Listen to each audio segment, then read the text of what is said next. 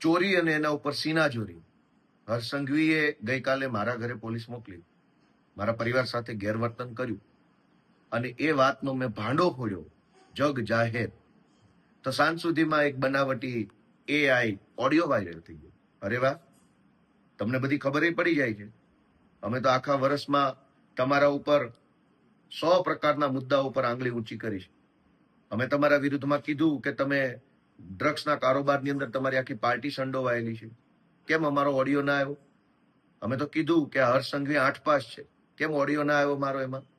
અમે તો કીધું કે આ ડફોળ છે, કેમ ઓડિયો ના આવ્યો? ડફોળ છે એવી વાતચીતની પુષ્ટિ કરતો. અમે તો કીધું કે દારૂના હપ્તા તમારા ભાજપવાળા કમાય છે, કેમ ઓડિયો ના આવ્યો? તમારા ઉપર જ્યારે જ્યારે અમે સવાલ ઊંચો કર્યો, સવાલ ઉઠાવ્યો, ત્યારે તો કોઈ ઓડિયો ના આવ્યો કે હા આ વાત સાચી છે. અને જ્યારે મેં એમ કીધું કે મારા પરિવારને હર્ષ સંઘવીએ પોલીસ મોકલીને હેરાન કરવાની કોશિશ કરી છે, તો સાંજે છેક એક બનાવટી ઓડિયો વાયરલ કરવામાં આવ્યો. કઈ વાંધો નહીં, કરો વાયરલ. જનતા બધું જ જાણે છે કે સાચું શું છે ને ખોટું શું છે. સાચી વાત તો એ છે કે અત્યાર સુધીમાં 100 કરતા પણ વધુ FIRઓ કરી અને હર્ષ સંઘવીએ આમ આદમી પાર્ટીના કાર્યકર્તાઓને જેલમાં પૂરવાનું કામ કર્યું. પણ કઈ વાંધો નહીં, અમે કોઈ તમારાથી ડરતા નથી કે અમે કોઈ તમારાથી કંઈ ભાગી જવાના નથી. તમારે અમારી ધરપકડ કરવી હોય તો આ ખુલ્લેઆમ જ ફરીએ છીએ, જ્યારે કરવી હોય ત્યારે કરી શકો છો.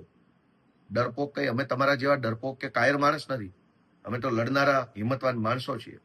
ગઈકાલે જે કૃત્ય કર્યું એ કૃત્ય અત્યંત નિમ્ન કક્ષાનું હતું, અત્યંત જઘન્ય પ્રકારનું કહી શકાય.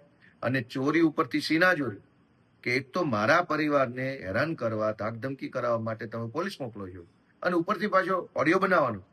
અને ઓડિયો પણ 8 પાસ ને છાજે એવો ઓડિયો છે. કોઈ ડફોળ માણસ, હલકી બુદ્ધિનો માણસ, નિમ્ન કક્ષાની વૃત્તિ ધરાવતો માણસ જેવો ઓડિયો બનાવે એવો ઓડિયો છે, જેમાં કહેવાતો જે કોઈ ભાઈ છે સામેવાળો એ પાછો મને કાયદાનું જ્ઞાન આપે છે કે હમણાં ઓલો નવો નિયમ આવ્યો છે, એમાં ઘરના ફોટા પાડશે, પછી એ ફોટા અપલોડ કરવા પડે. અરે ભાઈ 8 પાસ, આવું જ્ઞાન મને કોને આપવાની જરૂર છે? હું તો ઓલરેડી પોલીસમાં રહી ચૂક્યો છું, હું ઓલરેડી પોતે વકીલ છું, મને બધી જ ખબર હોય કયો નિયમ છે ને કયો નિયમ નથી. એમાં મને કઈ કોઈએ ફોન કરીને કહેવાની જરૂર જ નથી હોતી કે હવે આવો નિયમ આવ્યો છે. પાછો કહેનારો વ્યક્તિ એમય કહે છે કે બા ઘરે એકલા છે. ઓહો, આટલું બધી ફેબ્રિકેટેડ વાત. બા ઘરે એકલા છે કે નહીં એનાથી પોલીસને ક્યાં આમાં કઈ કે લેવા દેવા છે? અને જાણે તો મને ફોન કરીને પોલીસે આગોતરી જાણ કરી હોય કે તમને ઘરે આવશે, આમ કરશે, તેમ કરશે. એટલે આખો આ બનાવટી ઓડિયો, અને દુઃખની બાબત તો એ છે કે આવો ઓડિયો જે બનાવવામાં આવ્યો છે એ ઓડિયો બનાવનારા લોકોને પણ બુદ્ધિ નથી કે આની અંદર જે કાંઈ વાતચીત એને સામેલ કરી છે, એ જે મેં મુદ્દા ઉઠાવ્યા, મેં એમ કીધું કે હર્ષ સંઘવીએ આટલી પ્રકારે દાદાગીરી કરી છે, જાણે કે એનો ભાજપ ખુલાસો કરતું હોય, એ ખુલાસા ટાઈપનું અંદર ચર્ચા જોડવામાં આવી છે. એટલે આ આખી બનાવટી વાત જે છે ચૂંટણી ટાણે આવી છે. અમે તો કહીએ છીએ કે હર્ષ સંઘવીના આવ્યા પછી ગુજરાતમાં ડ્રગ્સનો વેપાર વધ્યો છે. બનાવો એનો પણ એક ઓડિયો, ગોપાલ અને કોઈ ભાજપના નેતા વચ્ચેનો, અને કરો વાતચીત કે ભાજપના નેતા પૈસા કેટલા લે છે અને ગોપાલભાઈને એ જાણ કરે છે એવો. અમે તો એમ કહીએ છીએ કે તમારા આવ્યા પછી, હર્ષ સંઘવીના આવ્યા પછી ગુંડાઓ, બુટલેગરો પોલીસને દોડાવીને મારે છે. પાટણમાં માર માર્યો, અમદાવાદમાં માર માર્યો, રાજકોટમાં, અમદાવાદમાં, વટવા સાઈડે પોલીસની ગાડીઓ પર તલવારો મારી હતી. પોલીસને ગુંડાઓ મારી લેવામાં સહેજે શરમાતા નથી સંઘવીના આવ્યા પછી. તો એનો એક ઓડિયો બનાવો ગોપાલ અને કોઈ SP IPS વચ્ચેનો કે અમને બહુ મારે છે ગોપાલભાઈ, આ સંઘવી આવ્યા પછી બહુ મારે છે અમને.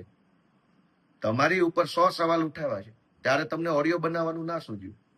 અને જ્યારે મેં એમ કીધું કે મારા પરિવારને હર્ષ સંઘવીએ ગાળો દેવડાવી, મારા પરિવાર ઉપર ધાકધમકી કરવાની કોશિશ કરી, ત્યાં તો ઓડિયો બનાવ્યો. અને કેટલાક હર્ષ સંઘવીની ટોળકીના સભ્યો દ્વારા સનસનીખેજ ભર્યા સમાચારની જેમ પ્રસારિત કરવામાં. ભાઈ કોઈ સનસનીખેજ નથી. સનસની તો 2027માં સનસનીખેજ ભર્યા સમાચાર આવવાના છે. બ્રેકિંગ ન્યૂઝ 27માં આવવાના છે. સંઘવી જેલમાં જાય છે ને આમ આદમી પાર્ટીની સરકાર આવે છે. જય જય ગરવી ગુજરાત.